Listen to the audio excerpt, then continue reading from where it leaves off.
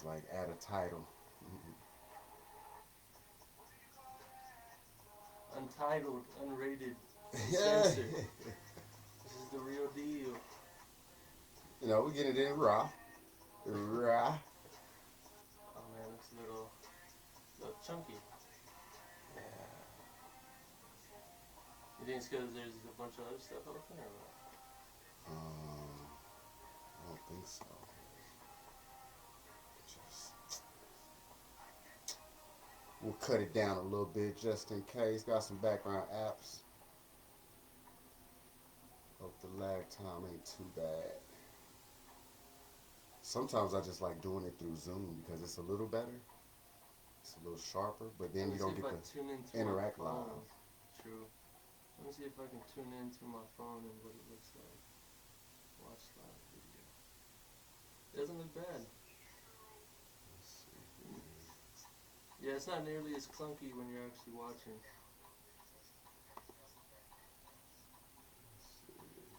Yeah, it looks good on the phone, man. Okay, perfect. We getting started here shortly.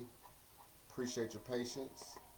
And really, anybody tuning in, if you have any questions or concerns about real estate investing, fixing and flipping properties, wholesaling, questions about lending and borrowing money, now is your time and chance to go ahead and get those questions into the comments.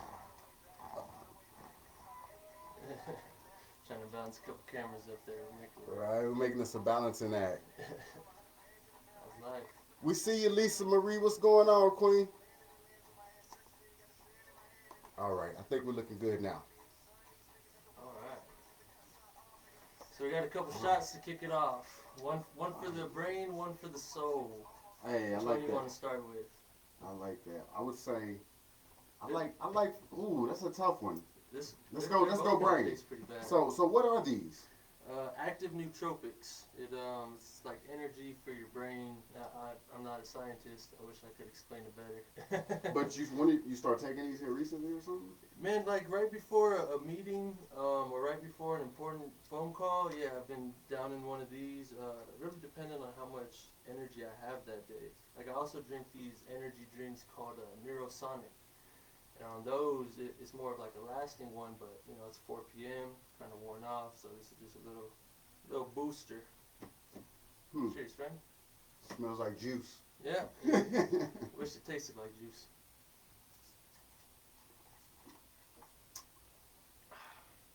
Not too bad, right? Huh. Not as bad as Okay. this one's gonna be. Okay. All right. Well, thank you all for tuning in.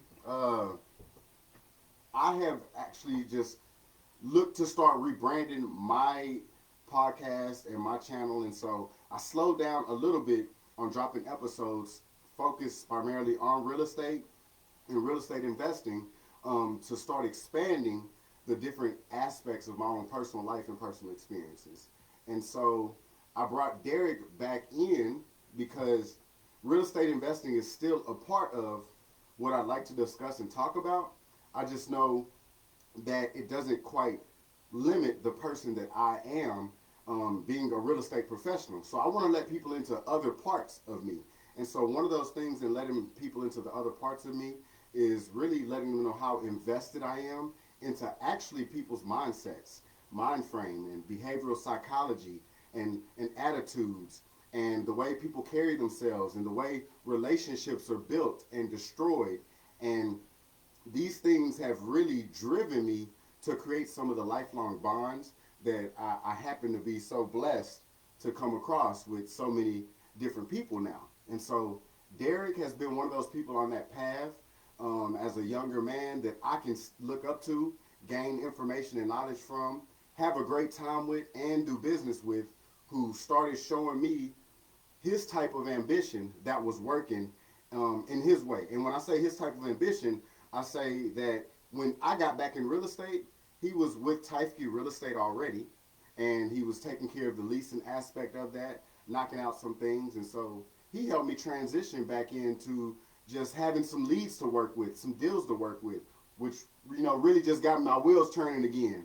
And so after I started seeing his fire, man, and seeing him opening up to other things, along with not only just the leasing, but he was already doing representing buyers and sellers, and delving into investing himself. We were having those conversations, and so it became super important, like to get to know him a little more. And so, once we spent a lot more time together, and we seen each other where we're like focused at and where we're looking to grow, we start kind of realizing that we clicked, we meshed, and I love doing business with people I click and mesh with. For me, it's easier for me to invest in somebody who I know is invested in me. It's easier for me to invest in someone who I know is not only learning from me, but I'm learning from them.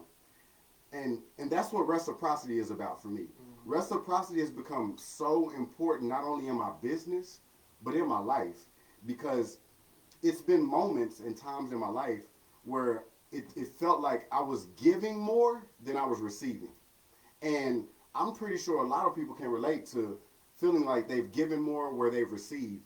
And so, with the right attitude, with some humility, I was able to recenter and refocus and realize it was okay at times to draw boundaries and say, this is a place where I can't give, or this is a place where I can limit where I'm giving, but since I'm not getting or receiving or reciprocating anything back, I'm gonna have to limit the excess energy and time or money in this situation.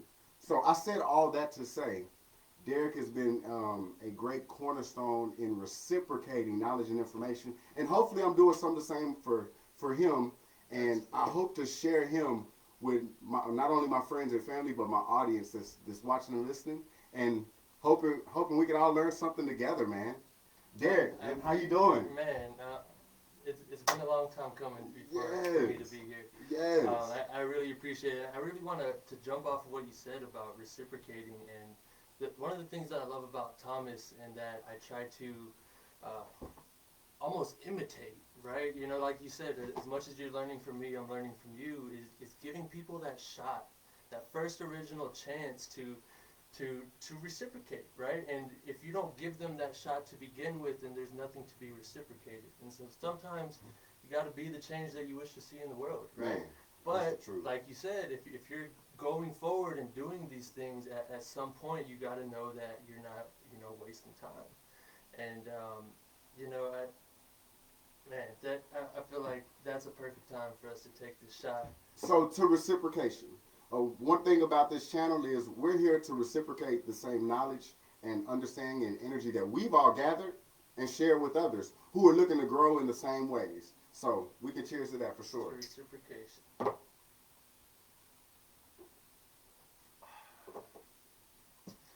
Yeah, man. So New Western, get a little modeling.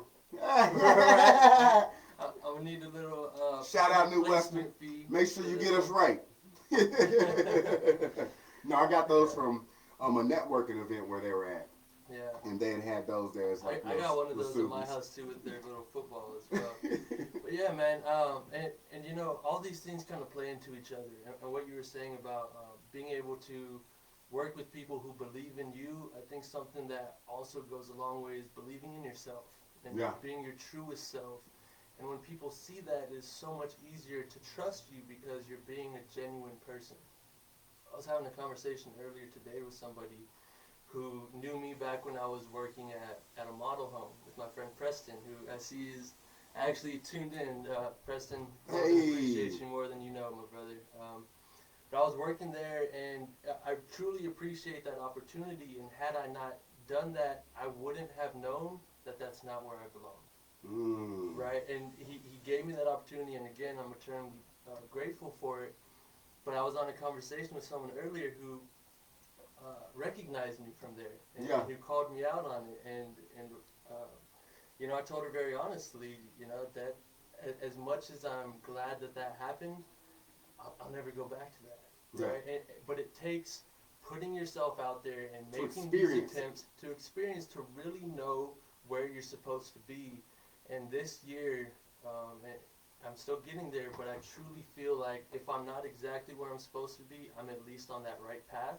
And as long as I put focus and effort into moving forward every day, every minute, everything that I do needs to be moving me forward forward along that path, then it's only a matter of time before I get where I'm supposed to be. And so I like that you say, because what I clearly heard was perseverance, Yep, regardless of what the environment was or the Right. scenario that you're given. absolutely. And so you make me want to ask you, what are some of the emotions that you experienced when it was like, I don't know what's on the other side of this barrier or this challenge.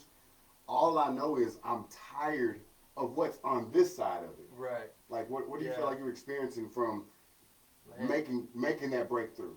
You know, the truth is, and where it may lose some people, is that maybe I haven't made that breakthrough. Maybe I'm still in the process of breaking through.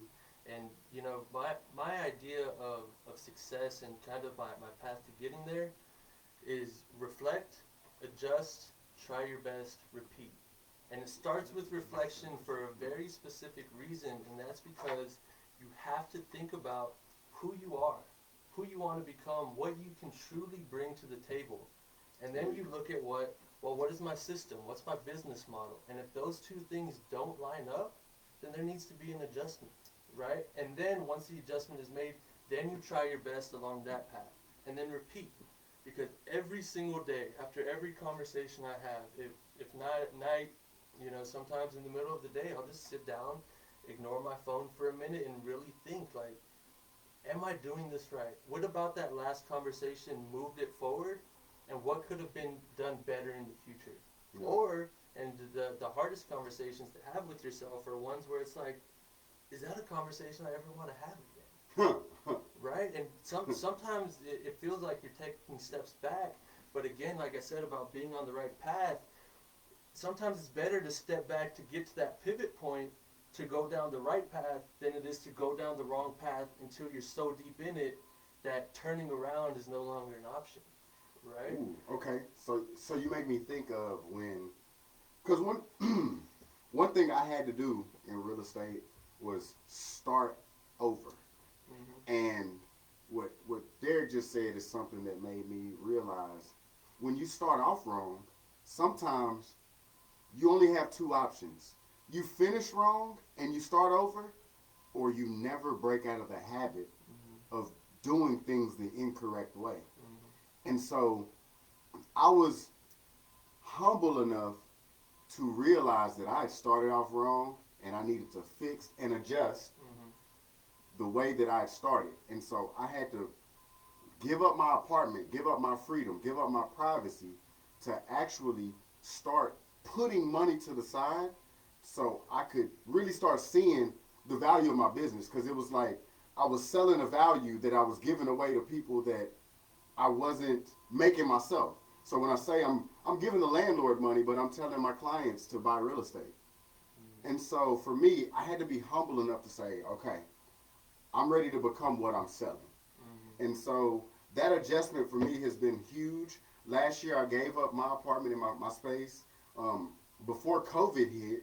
And luckily, the impact of COVID and me preparing for that allowed me to have a graceful year to where I'm still on track for my goals this year. But now I'm on time crunch. And now I'm like looking for those opportunities because I told myself 2021 in the beginning. Well, it's the beginning of 2021. And I don't quite have my own property yet, but I do have the resources to acquire that property simply because I started opening myself up to individuals that I could collaborate with. Right. Collaboration and you put became yourself huge. on that right path, and you're making steps every day to get there. So Yeah. I don't see success as being in a specific place. Right. Right? One, because of age, right? Someone could be 50 years old and be a lot further along in life than you, but you may be on a path to surpass them. Not that you should be comparing yourself to anybody, but you know that idea of as long as you're making steady strides and you're on the right path, that's success in my eyes. Yeah. Right? So I dig to that. me, you're very successful Did that. because And you have to measure success by yourself. right. Like I always see that I'm in competition with my laziness. Mm-hmm. I'm in competition with my procrastination. Yeah. I'm in competition with everything about me that wants something easy for doing nothing. Yeah. And so when I actually challenge that part of myself and I work hard for something, I see the fruits of that labor. And when I get something that's easy, like they say, easy come, easy go. And so I experienced that because you don't actually harvest the energy to even maintain something like that Right. because you got it easy. Yeah. But when you're able to build value into things, you build long-term commitment, you build long-term trust, you build long-term necessity for it. And so that's why I like that I started to be around people like you who started to see the value in not just making money, Right. but like seeing that money is a vehicle for us to literally build our wealth. Right. Not just make cash, but put the cash we're getting back into real estate, because that's how many of the millionaires and billionaires in this world actually maintain their wealth, is by having real estate. That's not the only way to get wealth. That's not the only way to get money. But real estate is one of the most tangible things, and it's almost the one thing that's a part of every investor's portfolio. And so That let me- relates into. I'm sorry. Go ahead. Before we move past that, what you said relates to two of my favorite books. One is Sell Like Crazy. If you're in any sort of sales-minded position, Sell Like Crazy is an amazing book. This isn't something I gotta watch my language on, is it? no, please help yourself. He's This shit is free and all clear. right. There we go. There's a part in that book where the author talks about the little bitch inside of all of us. When your One alarm, more quit and give up. right? I mean, it can come Complain. down to the small stuff, like when your alarm goes off in the morning and that little bitch inside you says, "But I'm comfy," right? You gotta tell that bitch to shut up. When you are in the shower and it's like, man, I don't want to get out and start making those calls. I'm in here chilling, like this is Feeling really good. good. I'm Yeah. exfoliating. That's the little bitch inside of you that's keeping you from being who you need to be. And the other book that relates to is Think and Grow Rich. I know Yes. you've read it because Napoleon Hill, man. man, amazing book. By Yeah. the way, me and Preston are starting a book club. I want you to join. We'll talk about that. I would be more than glad.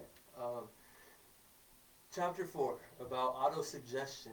Yes. Yes, man. Yes. It is a huge thing, and it starts as small as getting up in the morning. If you're the type of person who hits the snooze button 100 times, that's who you're going to become. As much as it seems like it is an individual action on one specific day, it becomes a habit. It becomes part of who you are. I hate to get into The politics. habitual repetition Right. becomes your behavior trait.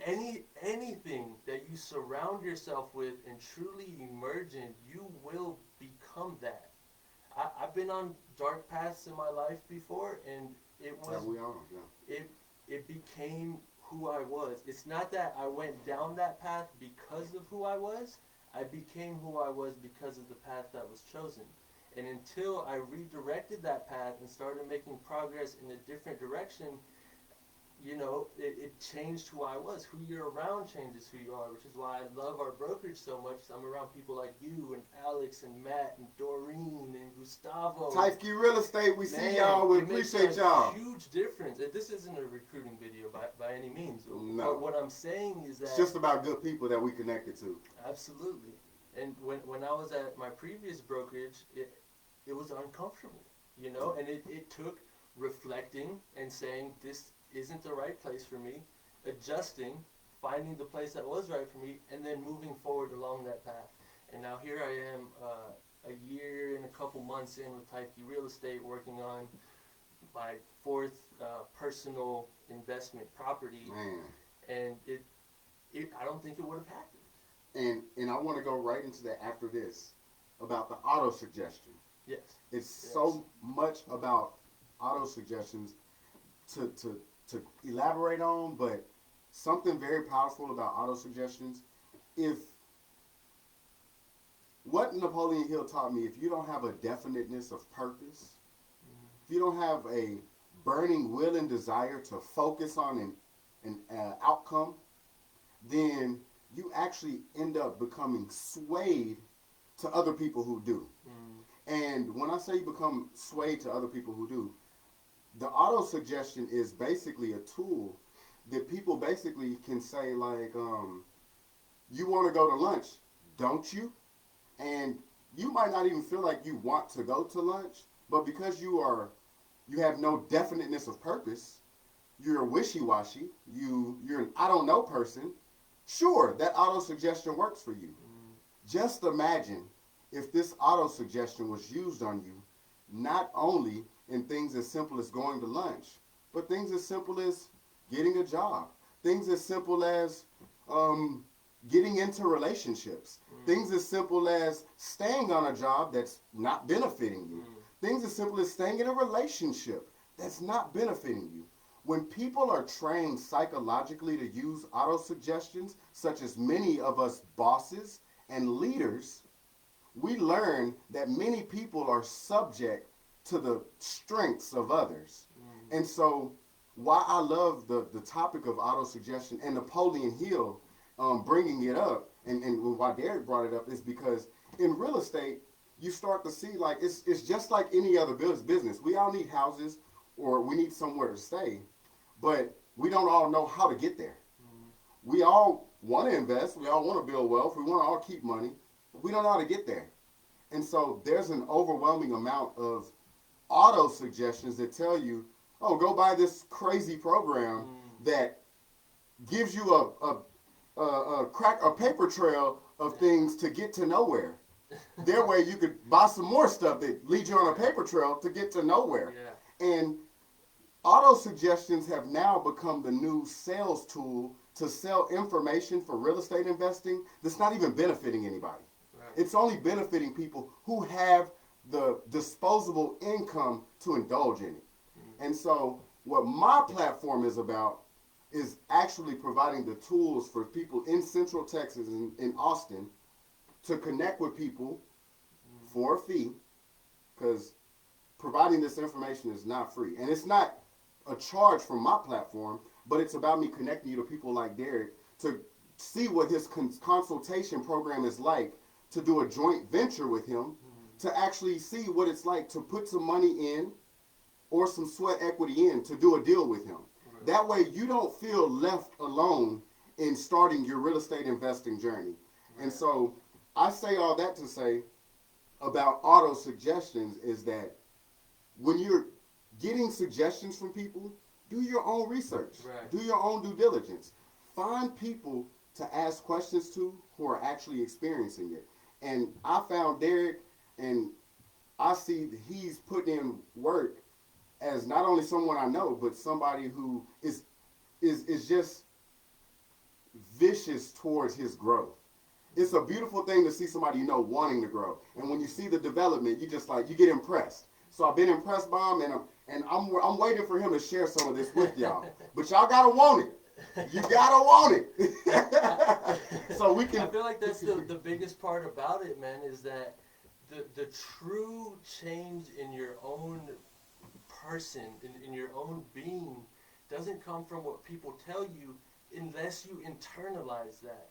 Right? If Yes. you rely on somebody so much that what they say goes to you, then you are 100% at vulnerability to their auto suggestion. But Yeah. if you wake up in the morning, you look yourself in the eye, and you tell yourself who you are, who you're going to become, the path you're on, what you got to do to get there, Yes. your words to yourself mean more than anybody else's words. Yes. And the reason why it took so long to get me on your podcast, and why another couple podcast hosts may be watching this like, that son of a bitch went on there and not on mine, it was because up until this year, I was letting other people have power over my mind. When I first started in wholesaling, I had a couple bad experiences, and some very experienced investors kind of like make me feel embarrassed for trying. And I internalized that, and it was something that really slowed my progress.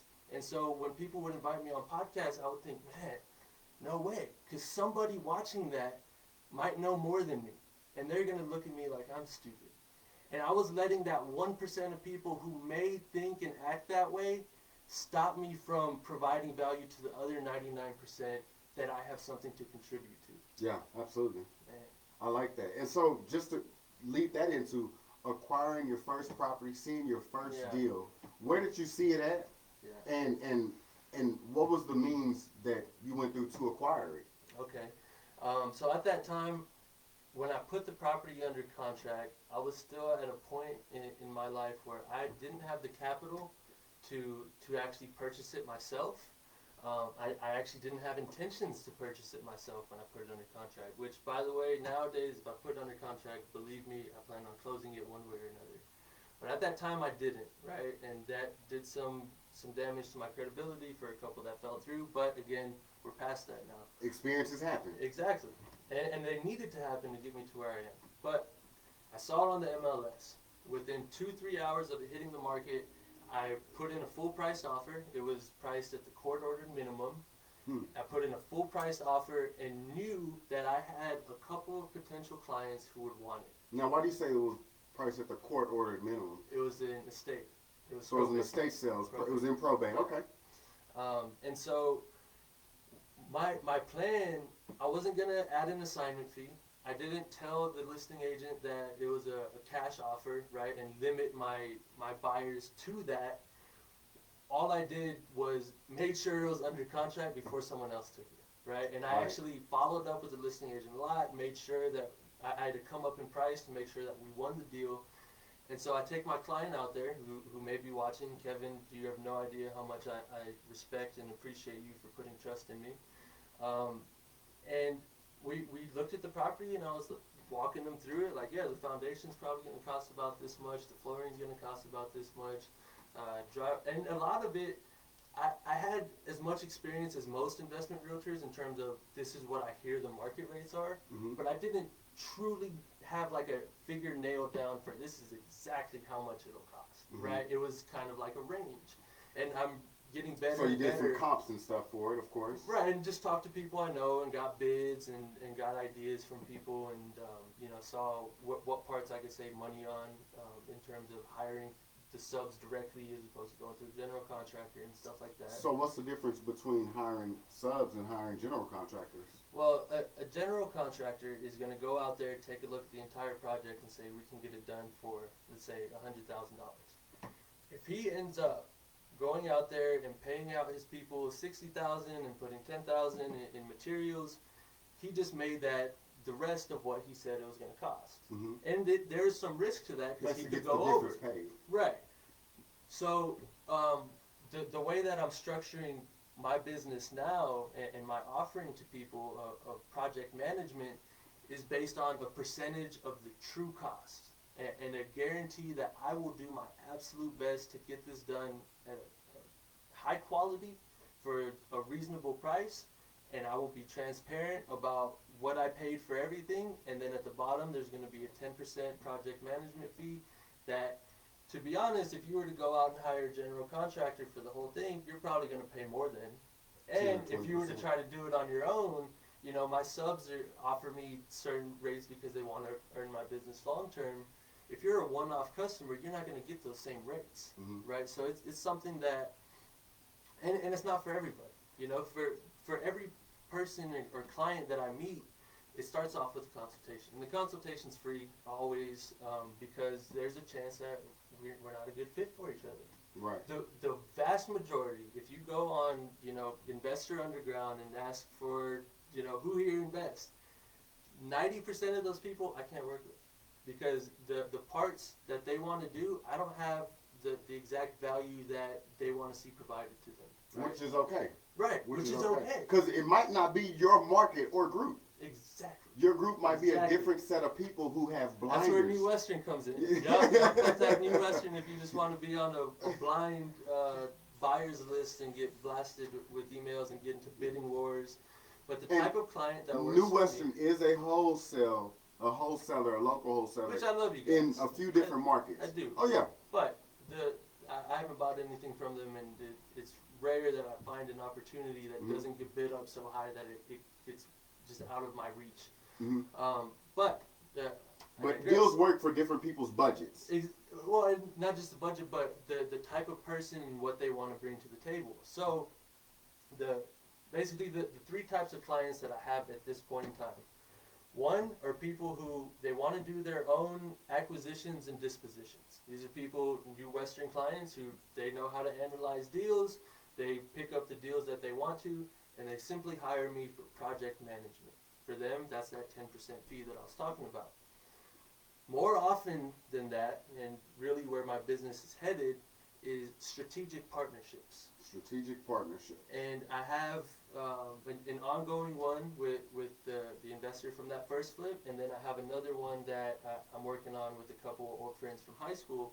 And the idea is that they put up the capital, I do everything else, and we split the back end. Construction, everything else is basically they put in the capital. Your project management services is basically going to leverage everything else that comes. But the project manager is just a part of it. So Ah. if I'm going to split the profit, I have to be the one making the call on the acquisition.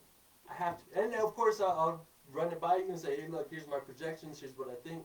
You know, you can sign off or say never mind, and I'll move on to the next one, and it'll probably be a while before you see Now, another one. For first-time investors, what is acquisition and what is disposition? Acquisition's finding the property, disposition's your exit strategy.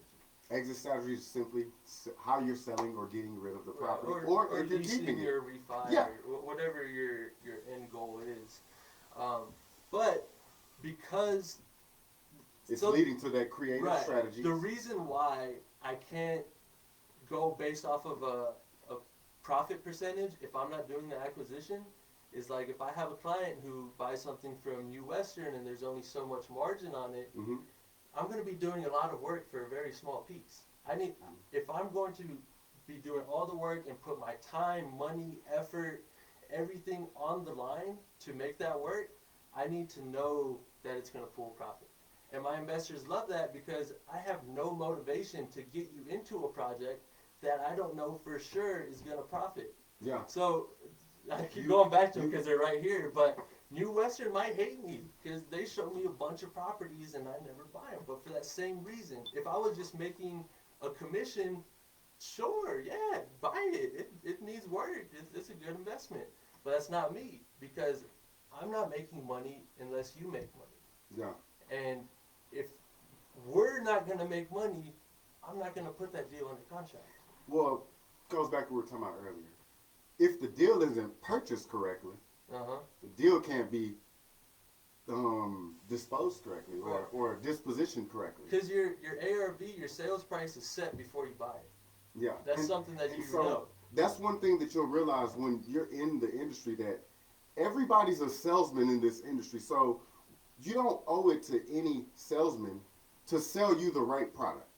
It is literally up to you as an investor, as a landlord, as someone who wants to be a homeowner, to say, I hear and see what they're offering, and I need to see how this fits for my plan, my vision, my goal. Because this is not a bashing segment of any wholesalers. Derek is simply explaining his experience, what led him to doing things the way he did. Exactly. And so it was reflecting on their strategies, adjusting, and then trying my best to do something different, better, whatever you want to call it. But mostly different, right?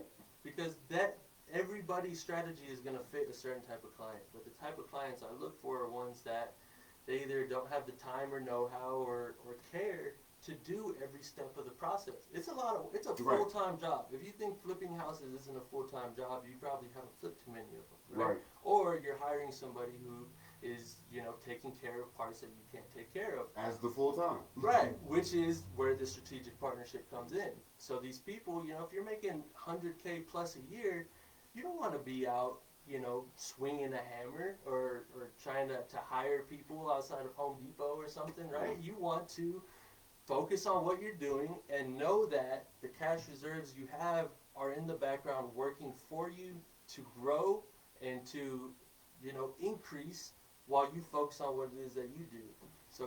So how did you get to go back to that first property that you acquired? Sorry, I go down. No, we supposed to go down, because I want you to tell the long version of this all.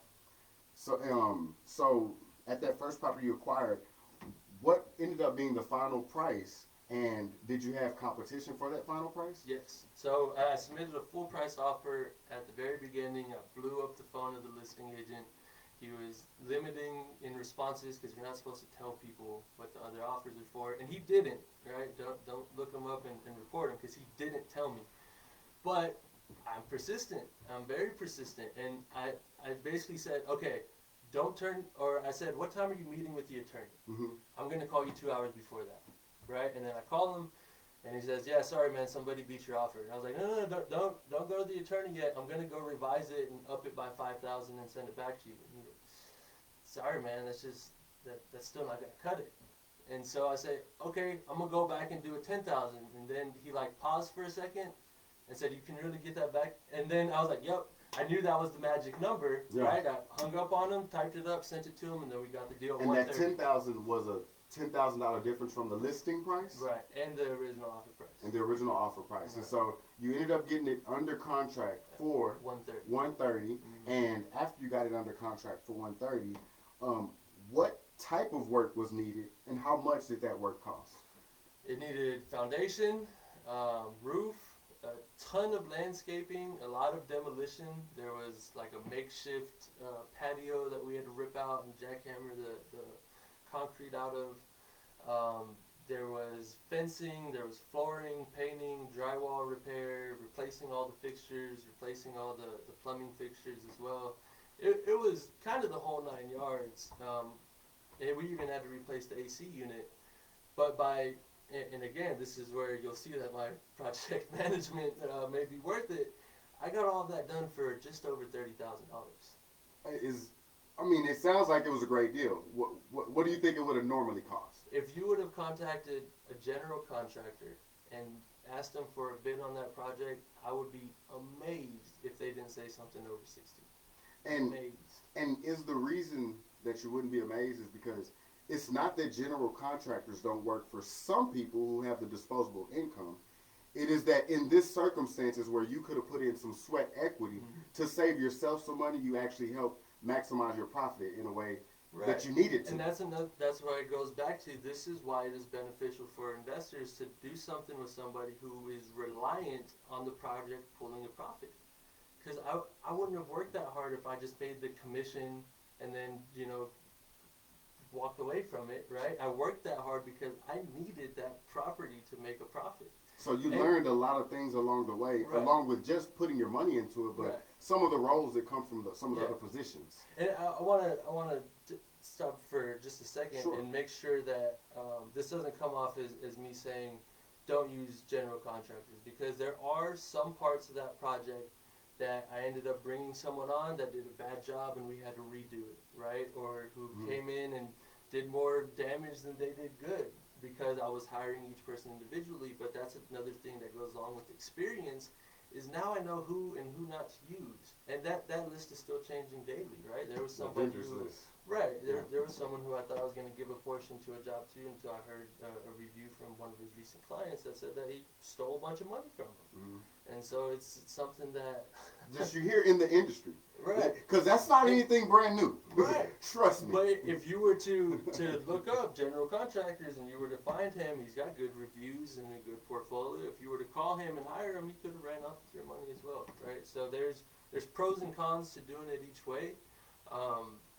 But I do think that there is a large percentage of people who are either investing or want to invest that I have a tremendous value that I can provide. And that's where I see our collaboration coming into play, because you once were somebody who wanted to invest in real estate. Right. You're now teaching people how to invest in real estate. Right. Well, it was everything fell in separately, right? Like, I kind of understood the rehab process because I would work with my uncle back in the day. And then I started wholesaling, so I understood that. When I was doing leasing for tree homes, I got a good feel of why the investors bought which properties and what their criteria was moving forward. And I watched Matt really closely to see, like, okay. And I would send him deals and be like, here's my analysis, what do you think? And he would like, this part looks good, this part sucks, this part we need research. Yeah. Right? He's a busy guy, but it was... Yeah, but it it helps helped. you get a good perspective from helped. somebody doing it. Exactly. Yeah. Man. So, And so you acquired it for 130, put 30 or 35 into it. let's say 35 to be safe, right? How many months did that take to About 3? to get it rent ready or to get it for sale ready? About 3. And what was the after repair value or the ARV for it? 220. 220. Okay. 219. So 130 was the acquiring price or purchase price, and then 30 more went into it to rehab. So we're at about 160. And so now we're looking at about what 40 or a $59,000 spread about margin. margin. But there's a lot of closing costs, holding costs, other shit involved. And what percentage of, not even percentage, like, what do you, how do you feel like you walked away from the deal? Let me ask you that. I feel like I walked away smarter. I like that. I like that. I mean, we pulled a decent profit. It was a decent return, Mhm. and my investor was happy, and we're working on another project now together. I might need a charger over there. Right here for you. Um, Go ahead. oh, yeah. And but looking back, there are definitely things that I wish I had done different that I will do different in the future. And one of the biggest things is I believe the hype. If people were saying, man, coronavirus, it's the end of the summer, we're about to go into a recession. I got scared. I shouldn't have. I got scared and I put it on the market before the renovations were complete. And even with that, I got 3 full price offers in the first week. Had I finished the project completely, since we see now the market didn't take a dip, Market took a dude, spring. I think me and my investor each could have got at least another 10K. Yeah. At least. And that's by being a little more patient and persevering through the hype, like you said. Yeah. Because through times of uncertainty, a lot of people will tend to act out of fight and flight. Mm-hmm. And I love that my teachers used to be like, proper preparation prevents poor performance. Because even when everyone else panics, when you're properly prepared, you're just looking at it like, I already prepared for panic. Right. You know, like, I'm waiting on the outcome. Right. And how fruitful it is to me. And Yeah. so... Well, I mean, there's a possibility, like, what if it did take the dip that people thought it would have, right? Right. Then I would have been super glad I took it. So it was It's an still- analysis that I had to run and be like, okay, what's my risk tolerance? We have a guaranteed profit right here, right now, versus a chance to make a little bit more if we wait. And so I took the guaranteed. Looking back, because I know what the market did, I wish I hadn't, but that's something I couldn't have guessed back then. You know what I mean? And still to this day, if you still don't know what's going to happen. It's still with the market. unpredictable. Right. People were speculating all over the place. And so what are some of the costs that you walked away with, along with acquiring hard money or partnering with an investor who provided financial funds? What are the costs that you provide to the property? Yeah, so the closing costs were about 1.5%. In order to purchase the property, we did a program where you have to put down 25% of the purchase plus the rehab estimate, and I estimated the rehab to be higher, which you should do. And so it ended up being a little bit more to close than it could have been, had I been a little bit more accurate with the rehab. But again, it's not something I knew. Mm-hmm. So the biggest things were just closing costs. You know what I mean? And holding costs, because you got to Holding costs. Go into that a little more. Yeah. So basically, when you get hard money, you're paying interest only, and it's a short period of time. So if you really look at the amount you're paying, It can be expensive. It can be expensive if you it don't adds up. do your numbers right in the beginning. Right. It's something that you definitely have to account for. You Mhm. have to account for it. And then there was insurance. Then there was taxes. And something that almost killed the deal for us was it turned out that there was taxes owed on the property that they didn't see when we bought the property. And so when I went to close on it to sell it, we had to pay that. And I tried asking for them to fix it and for the title company to pay it, and they gave me a lot of backlash, and I still feel terrible for this. I went and left them a bad review, and it ended up someone called me and fixed it right away. Wow. But I don't know how I would have got that money otherwise. Yeah. But it was important, and it was something that truly made a huge difference, because it took us from like barely profiting to making the amount that we should have. And so so was the title company responsible for clearing that, and Yeah. that's why you wanted your money back, Right. or I mean, were that's you responsible for clearing that, and title. it just fell through, or what? No, title, man. Okay, because that's what title that's what is they do. in place for, to let That's you know, their right? point, Okay. So it was, yeah. But you know, things And pop so, but up on they every handled that basically after the review.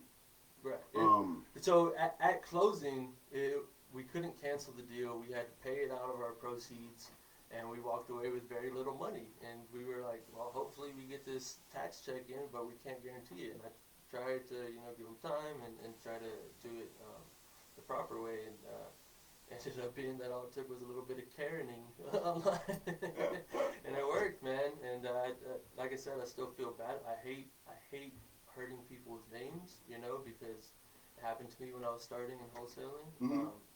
But it sometimes you gotta focus on the goal. And for me, my goal, one, was to profit, right? But Mm-hmm. more importantly, at that time, it was to win the everlasting trust of my client, right? And by not foreseeing that, and by not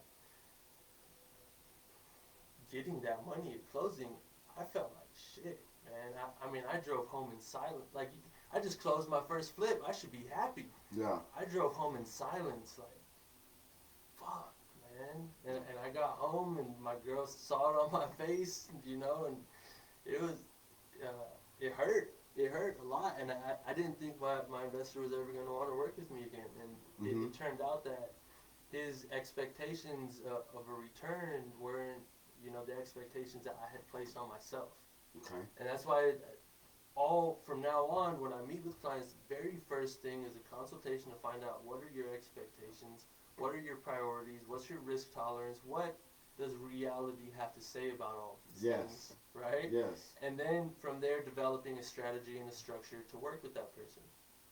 So, I really think out of that project, out of everything I got, it was knowledge. But then again, I'm working on a few since then, and every single one, I'm learning new stuff, Mm-hmm. right? Like making better, smarter decisions. right. Well, and some of them, it's like, I didn't deal with this before. Like, I'm working on one in Lago Vista where we had to do a brand new septic system and well repairs. I didn't know shit about either. I had analyzed deals all over the city and put together rehab estimates. I didn't know what a permitted septic system through LCRA cost, or the time frame that would take to come back. Which is? The system itself, all in with designing and permitting and all that, is between $20,000 and $25,000. Got you. It's a lot, and luckily we have a really sweet margin on that one. And then I'm working on one in Bastrop that I'm learning how to subdivide, and not only how to subdivide, but how to subdivide when you don't own the property yet. So I'm balancing seller, city, county, surveyor, engineer, lender, and title, and my investors. Yeah. I'm balancing all these things, trying to come up with a solution, and I think we found one. But it took being very persistent, very creative, and that I think I wouldn't have been able to do it had I not really shifted my mindset to not giving up. Yes, and adjusting it. Right, because I wasn't under contract yet when I found out I needed to do all this. Yeah. But we're under contract now because I knew that, it's going to take me several days worth of work and, so X amount of money that I'm not comfortable disclosing yet. It's all good, man. It's But all good. it's something that, I'm able to learn that right now because of where I am. Mm-hmm. And the ability to learn, to me, is something that is almost equal to really knowing it, right? Because It's you're priceless. just a step away. It's priceless. You're just a step away. Whereas if you were on a completely different path, it would be like fucking gibberish, right? Like, so who do I even talk to subdivide a property? I don't even own it. I'm not allowed to subdivide it. And I found a way.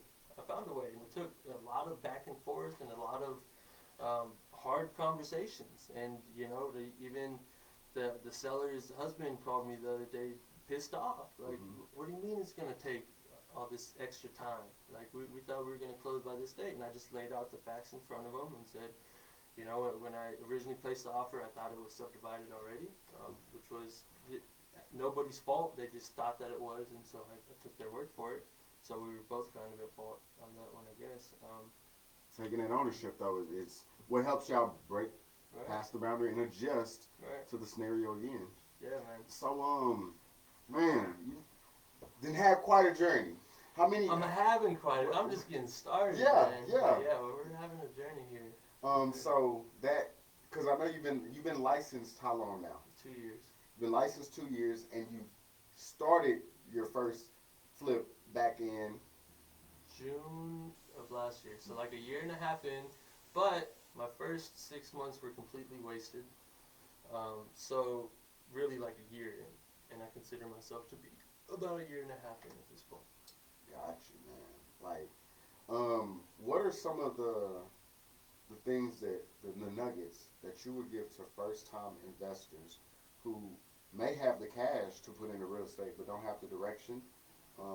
That I know you shared some in this, but go into some of those things. You've got to partner. If you try to do everything yourself, you will drive yourself fucking crazy. Believe me, I tried it, I did it. And that's why a lot of people will do one and then quit. Because they're like, man, I don't have time to juggle all of that. But it comes down to, one, they're being greedy, right? Because you could, like let's say you do it all yourself and you end up getting all the rehab done for $50,000, right? Because you're out there swinging the hammer and all that shit. Versus you could hire someone to manage that project for you and they could get it done for 70. So was that time out there swinging the hammer and all the headaches and all the subcontracting and all the permitting, was that worth that $20,000 difference? So it's something that you really got to consider. Right. You got to think about, what do Do I you want more bring to the time or table? do you want more money? Do you want less headaches, or do you want more of a maximized profit? Right. And it comes back to the idea of having your money work for you. Yeah.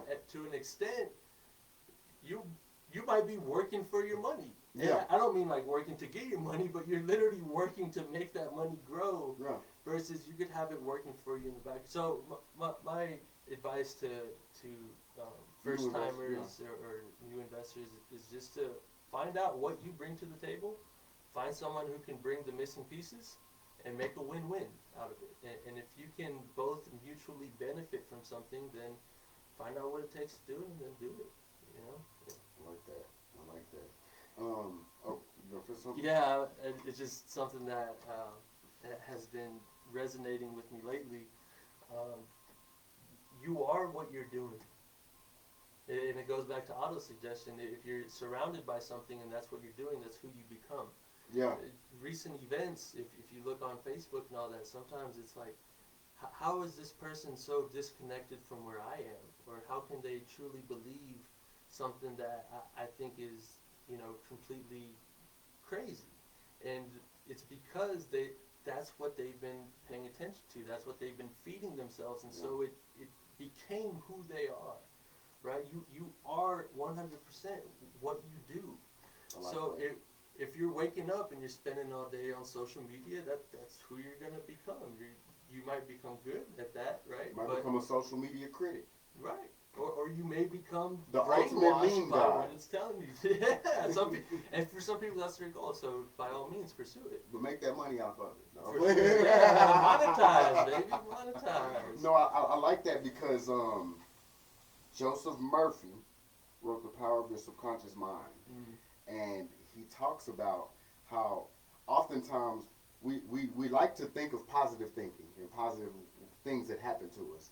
And as long as we're thinking positive, the law of attraction moves into the direction we want to go. Right. But what he also exercises is that no matter how much you use this positive thinking and these affirmations, if you still feel negative thoughts, if you still focus on something bad not happening, Right. you're literally still magnetizing something bad happening simply by having the attention on it. Right. So you could be like, I'm working really hard on this, but I hope nothing bad happens, and you're still putting Giving just power as to much that. power and effort Yeah. into that as you are this outcome. So many people end up either stagnant, not doing anything, or like you said, doing it once and quitting Right. because they've been giving power to both. Yeah. And it kind of goes to one of those verses. I hate to bring up the Bible, but you can't serve two masters, and so you don't get to praise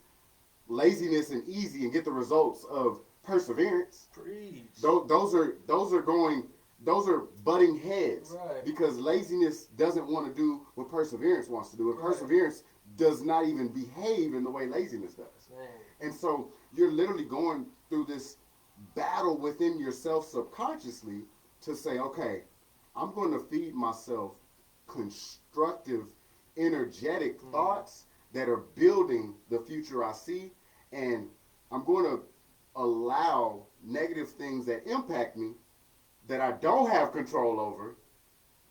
I'm not going to think of them. And the ones that I do, the negative things that do impact me, I'm going to look at them and analyze them and see how I can break them down to work to my advantage. Right. And when you start being able to literally become an alchemist or use transmutation, as Napoleon Hill talks about in these things, you literally start to see paths unfold for you, opportunities unfold for you, all from your habitual thinking. This had nothing to do with just being outside your body. Right. This was all still just a part of your thinking. Yeah. And I've seen it work for other people in their lives, and I'm seeing it work in my life, just like you're talking about surrounding. 2-3 years ago, I didn't say I exclusively represented investors. Now people are starting to know that I exclusively represent investors. I didn't even know what I was saying when I was saying that. Because you spoke it into existence. Yes. You did it, and therefore you became it. Yes. And that's really what it is. I feel like you look at people that spend all day in the gym and they become these big gym bodies. That's like the most obvious example of it, but it could be with anything. If you spend all your time sulking and thinking about how things didn't go right for you, you're going to become fucking depressed. Yeah. I've been there. Yeah. I've been there. I know that's how it happens. But if you instead focus your time on your blessings and how you reflect. And harvesting those skills. And then you adjust to make sure that your path is leading you to more of those same types of blessings, and you continue moving along it, all along that path is going to be more and more blessings. Agreed. But if you sit there and you think about all the shit that's behind you, or all the shit that's in front of you, all the steps that you don't want to take, you're never going to come across those blessings. Right. You have to fucking move. You have to get up and do. Execute. Man, that's been probably the most heartbreaking thing about everything I've done, is that the opportunities I give are ones that I'm so proud of, right? When I bring someone onto the team, or I hire them for a job, or bring them out to a project and give them an opportunity, it's empowering, and it's humbling to be able to provide that for someone. And at the same time, you gotta let some of those people go. Yeah. I recently had to fire or let go of a family member who I was so proud to be putting back on his feet. And I had to let him go because we weren't moving down the path the way we were supposed to. We were stuck in a place, and it's like we were going two separate ways, and it's like a fucking rubber band, right? And there's a stick going this way and there's one going this way, and you try to roll it up both ways, it's going to snap. It's going to snap. You can't be moving in two separate ways with your team. And at the same time, if you're trying to move forward and this one's not moving, then you're going to snap again. My mother used to have this thing that she said about my grandpa. And he'd say, people are moving so fast sometimes, like a train or locomotive, that they forget that they get to this point in their lives where they have to choose which way they're going down the switch track. And if you don't make a choice on which track you're going down, you can end up crashing and burning. And so, like you said, with the whole wishbone and it snapping, like, if you don't make a choice, am I going to this left or am I going to the right? Like, you're literally on a track to nowhere in neither one of them. Just simply because you didn't make a choice to execute. Right. And so I like that you said that. And it's not anything personal to your family member, but it's like, my business vision and your business vision isn't aligning right now. Doesn't mean you're a crappy person. Doesn't mean I'm a crappy person. It means I need to continue moving down the path to align myself with people that are aligned with my vision and my timing for my vision. Absolutely. And using the exact same metaphor, the rubber band going down the path, as long as you don't have to be right there with me. We don't have to be on the exact same level. If I started on the path before you, you can use the tension from this rubber band to excel you forward. Yes. As long as you are actively moving on that path and focused on that path, it will benefit each other. Because let's say that you know, I sling you forward, and then that kinetic energy is gonna push me forward. Yeah. Right, and you move better together with the team, but at the same time, you gotta be willing to reflect on your team, know if an adjustment is needed, Yeah. make that adjustment, and then continue moving forward. I like I've that. had to cut loose clients. I've had to cut loose employees. I've had to cut loose friends. I've unfortunately had to cut loose family. Like, and there's a balance to it, right? Don't be some asshole that's like, oh, I don't have time for any of you because I'm, you know, on my own thing, right? I'm Mr. Cut 'em off. Yeah, exactly. I'm Mr. Cut 'em off. I Right. don't do none of that negativity. Right, so there's a balance to it, but the same way that you gotta give people the benefit of the doubt, you also gotta give yourself some slack.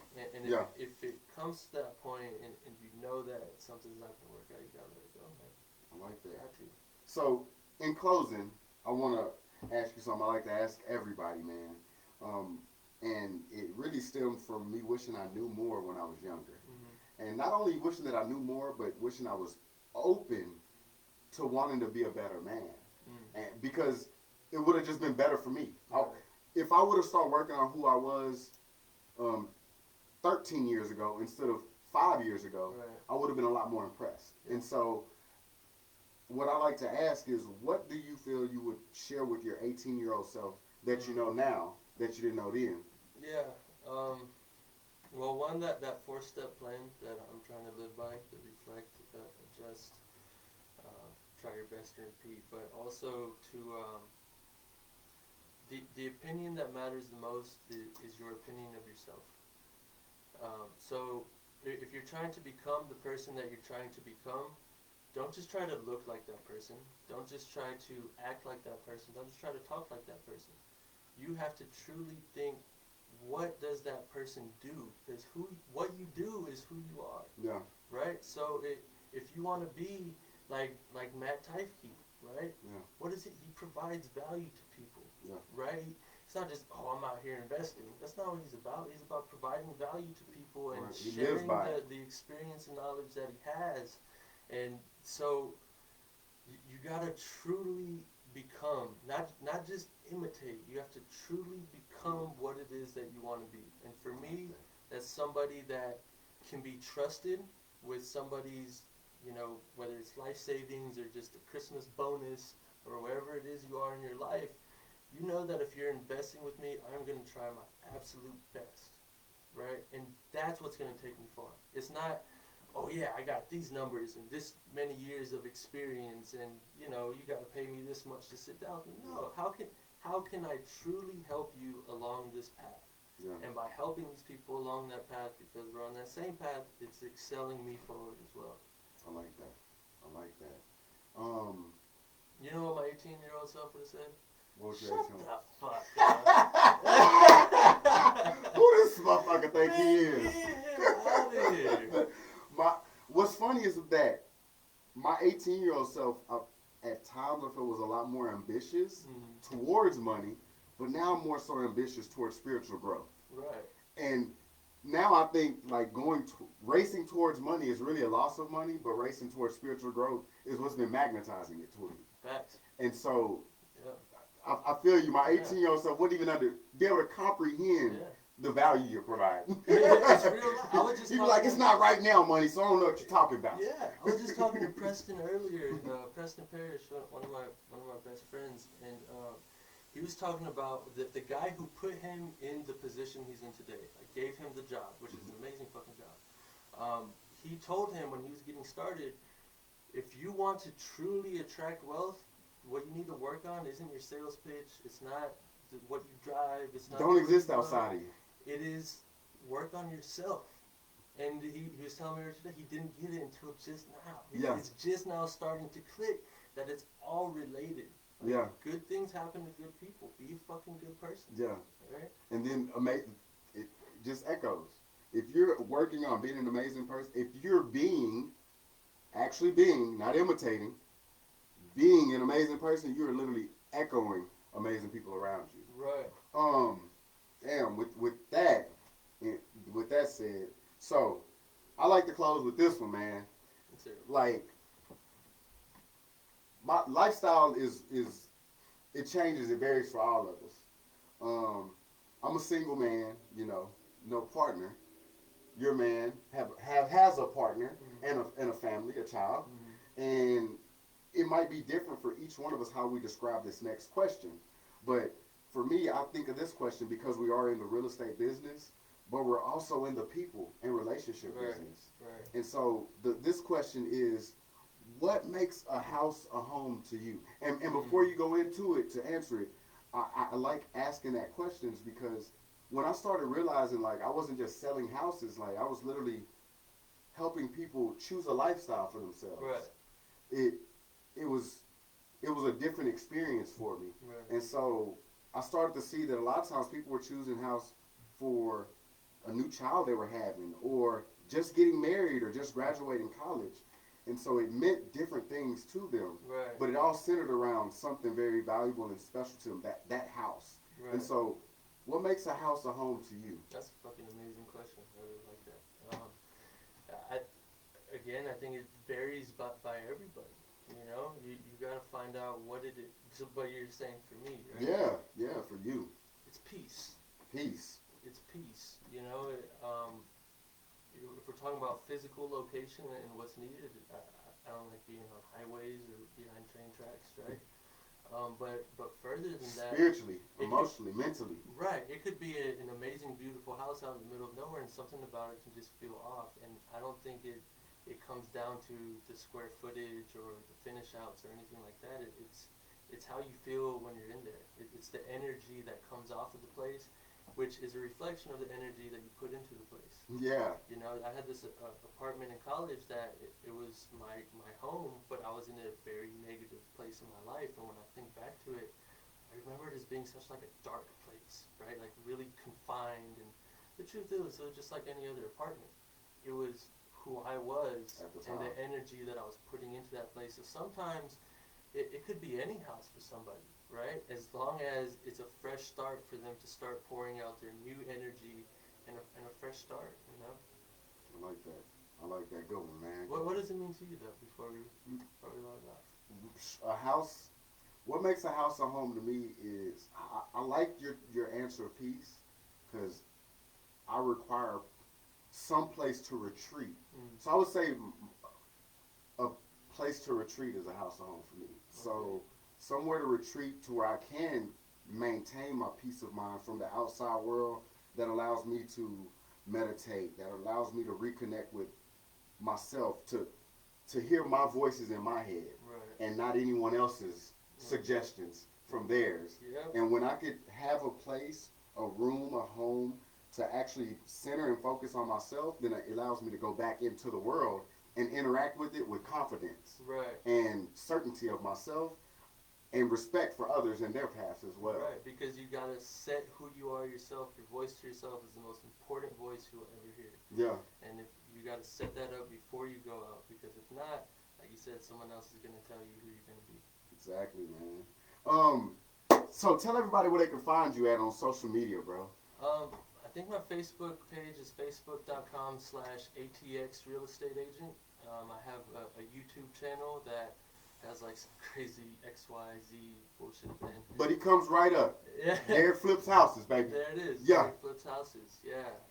And then if you want to set a time to talk to me again, consultations are free. Reach out wherever you can find me or book an appointment directly on my calendar at calendly.com/Derek Realtor. And let's talk, let's see if or how we can help each other and go from there. And I'll include all this information as well when I share it. Was there anything in close you wanted to say, or were there any projects you're working on right now that anybody might be interested in? No, it's gonna be a while. The projects that we have our exit strategies pretty much lined up. If anyone has a suggestion for a good electrician, I could use that. That's about the only trade that I don't have like a really solid contact in. I got a good contact for you. Oh, perfect. I could just Yes, sir. And then here in about probably a year from now, this project I'm working on in Bastrop, I'm gonna have 2 cash flowing rentals side by side, easy to manage, long-term tenants. Then I'll be selling those together. I'll make sure that the price has it still cash flowing. Yeah, that's all I got for now. But Awesome. again, I'm happy to work with anybody as best I can. If you watch this and think, man, this guy's an idiot, he needs some knowledge, please learn me something. Reach out, teach me. I'm still learning every day. Each one teach one, man. That's right. Yeah. That's right. Same for you. I always consider myself a student of life, Always. and I don't care how old I get. Yep. I always learn something from somebody. I don't care if I assume I'm smarter than them. That's typically the person that teaches me something. Like, Right. I learn not to judge people off what I think anymore, because what I usually think about people is probably wrong. So Yeah. it's a humbling experience to be in a people business where you like, I think this person's like this, but they can help me here. Right. I think this person's like this, but they can help me here. Right. Like, you just, relationships is what has made this channel, and it's gonna continue to, I hope, make more relationships and more bonds. But yeah, we appreciate y'all for tuning in. You can find us on Spotify. You can find us on Anchor.fm, and the channel is rebranding. So it was Inquiring Mind. It is no longer Inquiring Mind. It might end up, I haven't chosen yet, it might just end up being Into the Mind of Thomas Hopes. But we're going through some rebranding right now, but we're looking to bring you more content focused around mind shift, relationships, and the business, and just lifestyle in general. So thank you for tuning in. Have a great one.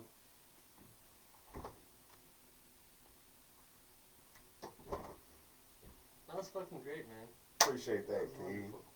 Appreciate that. Oh, we're still going. I appreciate that, King. Yeah, man. It's fill up bottle go.